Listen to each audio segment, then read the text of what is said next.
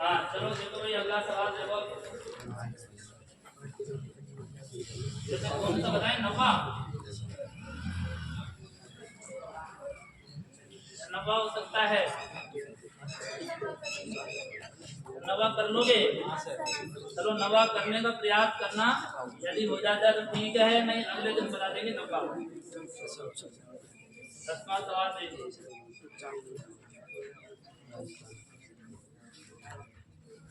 Question number 10 देखो।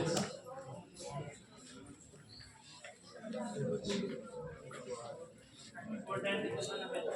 देखो निरंकार त्रिभुज एबीसी में जिसका कोण क्यों समकोण है, आवाज नहीं, ध्यान सामने, कि आपको एक त्रिभुज दे रखा है एक P Q R, P Q R में दे रखा है कोण क्यू कितने डिग्री है, 90 डिग्री। ये समकोण त्रिभुज दे रखा है। तो इसी प्रकार साथ में वो दे रखा है P R A plus Q R, और दोनों का योग कितना दे रखा है, 25 सेंटीमीटर, 25 सेंटीमीटर, और साथ में दिया पी क्यू, और पी क्यू दे दिया 5 सेंटीमीटर। और बेटा आप लोगों से पूछ लिया यहाँ से साइन पी का मान, कोस पी का मान और टेन पी का मान, यहाँ से साइन पी, कोस पी और टेन पी, और इनका मान ज्ञात करना है, इन तीनों का मान ज्ञात करना है। तो सबसे पहले समकोण त्रिभुज काम में ले, तीनों भुजाएं आए, उसके बाद में आगे काम करेंगे। पी के लिए काम कर लेंगे, आपको ऐसे का मान मिल जाएगा। देखो यहाँ से जैसे समकोण त्रिभुज बना दिया, ऐसे कैसे बनेगा, समकोण त्रिभुज रखा है। अरे आवाज भी बीच में, इधर ध्यान दे लो। एक क्यू कितने डिग्री है, 90 डिग्री।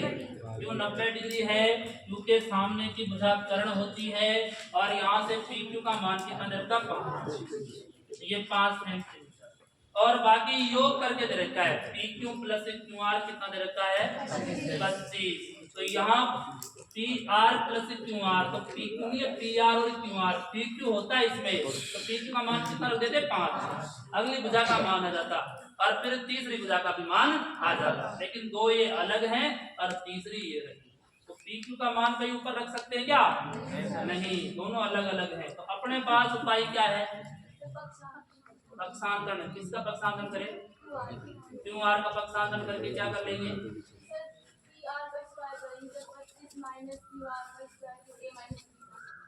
ए स्क्वायर माइनस बी स्क्वायर हो जाएगा, ए माइनस बी का होल स्क्वायर हो जाएगा।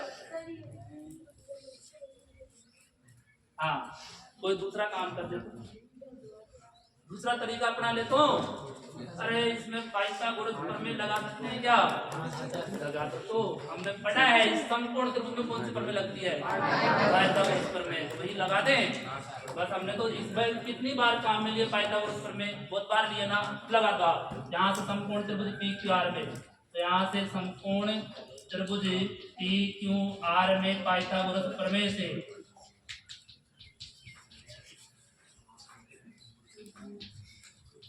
पाइथागोरस प्रमेय लगा दो, कर्ण का स्क्वायर बराबर आधार का स्क्वायर प्लस लंब का स्क्वायर, कर्ण कौन सी भुजा है, पी आर, तो यहाँ से P Q square plus Q R square, ठीक है। देखो पी आर एक तरफ होगा, पी क्यू और क्यू आर एक तरफ होगा, तो पी आर का स्क्वायर बराबर है पी क्यू का स्क्वायर प्लस क्यू आर का स्क्वायर, या क्यू आर का स्क्वायर प्लस पी क्यू का स्क्वायर, बात एक ही है। यहाँ से तो बेटा अपने पास किसका मान रहता है, पी क्यू का, पी क्यू का मान रख दे, तो हल कर देंगे। देखो पी के बराबर कितना है, 5, मैंने ऐसा काम कर दिया, देखो पी आर स्क्वायर अपनी जगह पे, और बेटा और 5 का क्या हो गया स्क्वायर प्लस क्यू आर का स्क्वायर, यहाँ तक सबके समझ में आ रहा है ना। ऐसा काम कर दे, 5 का स्क्वायर इधर रखो, ऐसे कैसे क्यू आर का स्क्वायर कहाँ ले आओ इधर, क्योंकि ये रहा पी आर, ये रहा क्यू आर, इसमें भी पी आर मिलेगा और क्यू आर मिलेगा, मिलेगा कि नहीं मिलेगा, इसको पक्षांतरण कर देंगे, तो P R square minus Q R square, और 5 का स्क्वायर कितना हो गया, कोई दिक्कत है नहीं सर, फॉर्मूला लगा दो, ए स्क्वायर माइनस एक बार जोड़ना नहीं बार तो हो गया P R plus Q R, एक बार तो जोड़ दिया, और P R minus Q R एक बार जोड़ा, बोलो कोई दिक्कत नहीं। P R plus Q R कितना दे रखा है? 25 दे रखा है, रख दे 25। तो P R plus Q R कितना रख दो? 25। तो यहाँ रख दिया मैंने 25, तो ये 25 रख दिया। P R minus Q R बचा, ये ऐसे कैसे? ये तो बच गया। इसके स्थान पे कितना आ गया? 25 बराबर कितना है? 25 कितना है? 25। बोलो 25 में 25 का क्या लगेगा? भाग लगेगा। गुणा होने वाली संख्या का हमेशा क्या लगता है? भाग। तो गुणा हो रही है उस संख्या का सीधा डायरेक्ट काम हो जाता है हर में। तो यहाँ से P R minus Q R और बराबर 25 बटा 25। तो फिर से हल करो। P R minus Q R और बराबर कितना? 1। ये तो समीकरण 1 था, ये समीकरण 2 है। जब भी तो हम कहते हैं कि शुरुआत सीरीज से लगातार मतलब क्रम से पढ़ने का फायदा यही है कि बाद में यदि कोई प्रश्नावली आती है ना, वहां अटकते ही। अब हम 8 पे तो आ गए, लेकिन 2 समीकरणों को हल करने की विधियां होती है। 2 चरों वाले रैखिक समीकरण तो छोटे के आगे बहुत पहले प्रश्नावली कौन सी? 4 नहीं 3। 4 कौन सी? द्विघात समीकरण। कौन सी? 3 छोटे के आगे। और 3 में ऐसे समीकरण आप लोगों ने पढ़े हैं 9वीं क्लास में, जैसे x प्लस वाई और बराबर बटा 5 कितने चरों वाला है? 2 चरों वाला रैखिक समीकरण। तो ऐसा ही एक तो पी आर रैखिक क्यू आर है, पी आर है क्यू आर है, एक समीकरण वो दे रखा है, एक समीकरण ये दे रखा। तो आपको तो केवल समीकरण देकर ही काम चलाया 9वीं क्लास में तो, लेकिन 10वीं में इनको हल करने की क्या दी है? विधि। 2 समीकरणों को हल करने की क्या दे दी? एक नहीं कितने समीकरण देगा? 2। और दोनों को हल करने की 4 विधियां होती है। पहली होती है आलेख, जो तुमने वहां भी पढ़ा था। आलेख की दर्शाया था एक आलेखीय विधि होती है। दूसरी होती है प्रतिस्थापन विधि, मतलब एक समीकरण से एक राशि का मान निकालेंगे। मान लो ये समीकरण है, किसका मान निकाला? x का, और दूसरे समीकरण में किसका मान रख देंगे? x का। तो किसमें समीकरण मिलेगा? y को। किसका मान आ जाएगा? y को। y का मान किसी में भी एडजस्ट करो, किसका मान आ जाएगा? x। तो x और y का मान ज्ञात करने की पहली 2। अब तीसरी होती है विलोपन विधि, मतलब दोनों समीकरणों को आप यहाँ से पद समान करके एक को रिजेक्ट करते मतलब काटते हैं, एक को हटाते हैं, एक को छोड़ते हैं। तो वहां से एक का मान आता है, एक का मान आते हैं, फिर किसमें रखो? इसका मान आ जाएगा। ये तीसरी होती है विलोपन। चौथी होती है वज्र गुणन विधि। ये 4 विधियां होती है। अब चारों पढ़ी नहीं है तो आपको विलोपन विधि तो सबसे इसकी फेवरेट है, तुम्हारी भी फेवरेट हो जाएगी। आसान है तो तुम इसी को आगे जाके पसंद करोगे। विलोपन विधि अच्छी है, मतलब शॉर्ट, जल्दी आपको आंसर देने वाली, और सबसे आसान है। कौन सी विधि काम मिले? विलोपन। अब देखो तुम ध्यान से आ जाएगी अभी समझ, कोई दिक्कत नहीं। मैंने ऐसा काम कर दिया, समीकरण 1 व 2 से इतनी मैंने रामायण पढ़ी है ना, अब तक तो सवाल हो जाता ना। लेकिन यही तो है कि बीच में अब जैसे हम चाहते रेखा गणित शुरू कर दे, रेखा गणित के बारे में हम शुरू कर दिया और व्रत का ज्ञान ही नहीं है।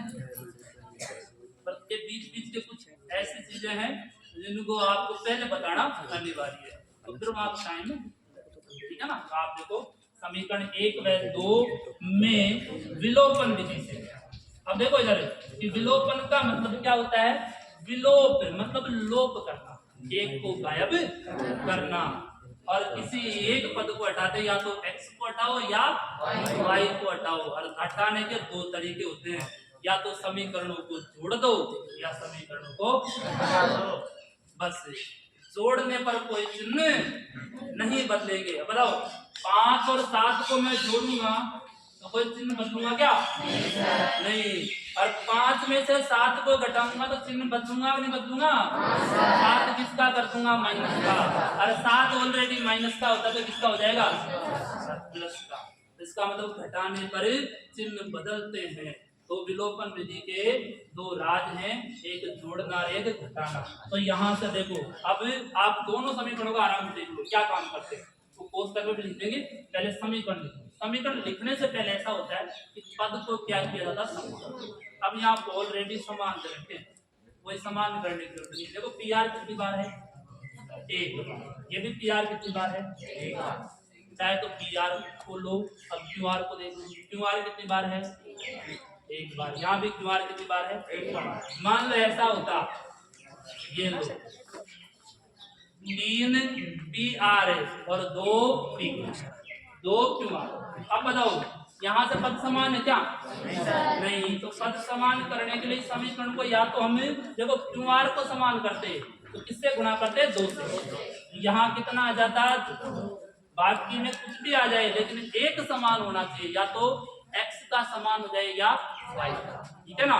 यदि हम पी आर को समान करते तो किसको किससे गुणा करते, 3 को गुणा करने की प्रोसेस है। तो यहाँ तो कुछ माता पूरी है नहीं है, डायरेक्ट हमको रखना है और या तो छोड़ना या घटाना है, जो तुम लगाओगे ना उसी से हो जाएगा, क्योंकि दोनों में विपरीत चिन्ह है। देखो समीकरण 1 रखो और 2 रखो। एक कौन सा ये रहा, पी आर प्लस, अरे कहीं हो गई इधर, P R plus Q R बराबर कितना, 25। फिर ये है P R minus Q R बराबर कितना, 1। ये दोनों समीकरण रखी है मैंने ऐसे के। अब बेटा देखो जोड़ते हैं ना तो ये प्लस माइनस उठ जाते हैं, जोड़ने पर चिन्ह नहीं बदलेंगे, ये प्लस का ये माइनस का कैसे घटाओगे तो ये माइनस का हो जाएगा, ये किसका हो जाएगा, प्लस का। अब ये कटेंगे क्या, ये भी प्लस का ये भी प्लस का, ये प्लस का ये माइनस का, ये कैंसिल हो जाएगा और बाकी कौन बचेगा, क्यू आर। इसका मतलब चाहे जोड़ो चाहे घटाओ कोई फर्क नहीं पड़ेगा। तो आपको मैंने लिख दिया जोड़ने पर, और जब जोड़ते हैं तो चिन्ह बदलते हैं क्या, ऐसा नहीं बेटा। यहाँ से ये तो प्लस के दोनों पी आर कितने पी आर हो गए, 2 पी आर, ये कैंसिल हो गया। क्यू आर में से क्या गया, क्यू आर, और 25 रहे कितना हो गया, 90।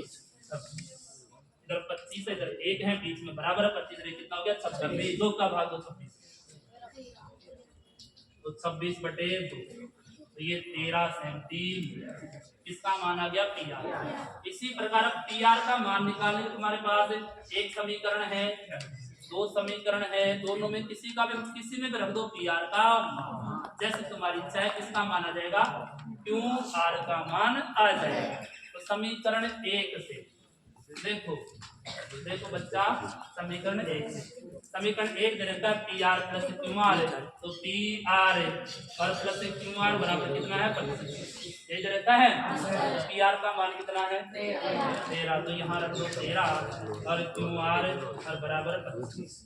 13 का क्या कर दो, तो क्यू आर का मान आएगा 25 माइनस 13 कितना आया, 12 और 12 से बेटा क्यू आर भी आया, पी आर भी आया और पी क्यू भी दे रखा है। तो अब सबका मान आया नहीं, दे रखा है, तो क्या है, दे रखा ना। 2 मान आ गए, तीनों भुजाएं आ गई, समकोण त्रिभुज तीनों भुजाएं आ गई। अब बात कर लो यहाँ से कोण किसके लिए, पी के लिए। अब मान निकालो जिसका भी, ये समकोण त्रिभुज बना दिया हमने, कौन सा 90 डिग्री है, क्यों है ना। बोलो सबका मान रख दो पहले, तो पी कितना है, 5, क्यू आर कितना है, क्यू आर 12 है, पी आर कितना है, 13।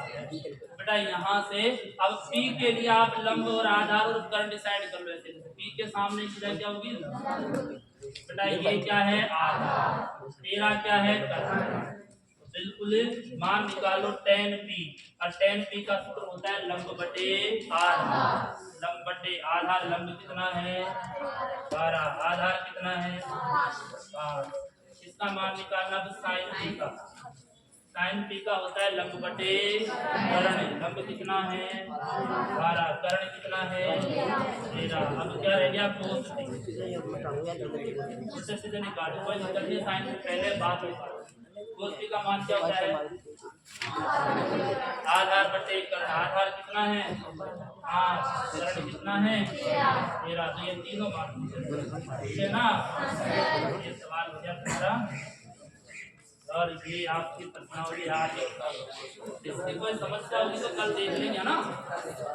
तो लगता नहीं है कोई समस्या, प्रयास करना है। ये आपके दिनों का सवाल है, थोड़ा सा ए और सी का ध्यान रखना। ए और सी के लिए एक मान निकालोगे, सी के लिए मान, अरे ए और सी का ध्यान रख के कोण निकालोगे और उसके बाद में यहाँ मान रखोगे। ए अलग होगा, सी अलग है, सी के लिए अलग मान ज्ञात होंगे, ए के लिए अलग मान ज्ञात होंगे। कंफ्यूज मत होना दोनों में, ठीक है। हाँ स्टार्ट हो।